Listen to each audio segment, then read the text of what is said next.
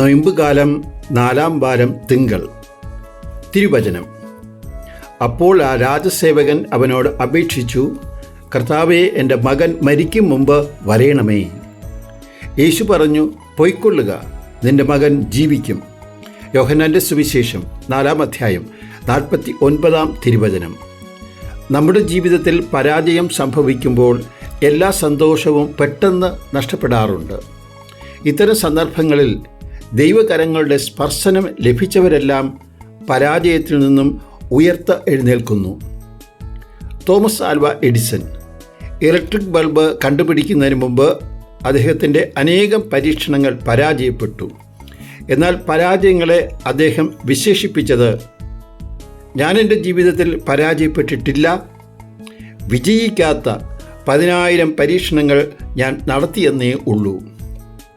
പരാജയത്തിൻ്റെ ഉള്ളിലും വിജയം കാണുന്ന തോമസ് ആൽവ എഡിസൺ.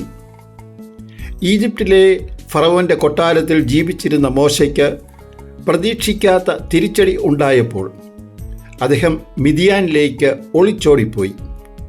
40 വർഷം ആടുകളെ മേയിച്ച് നടന്ന മോശയുടെ ജീവിതത്തിൽ ദൈവം ഇടപെട്ടപ്പോൾ പരാജയം വിജയമായി.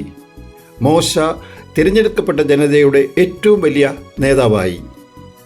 ഇന്നത്തെ സുവിശേഷത്തിലെ രാജസേവകന് എല്ലാ വഴികളും അടഞ്ഞപ്പോഴാണ് യേശുവിൻ്റെ അടുക്കൽ എത്തുന്നത്.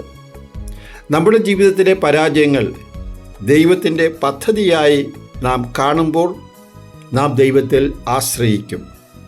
സുവിശേഷത്തിലെ രാജസേവകനെ പോലെ നാം എല്ലാം മറന്ന് ദൈവത്തിൽ ആശ്രയിക്കും.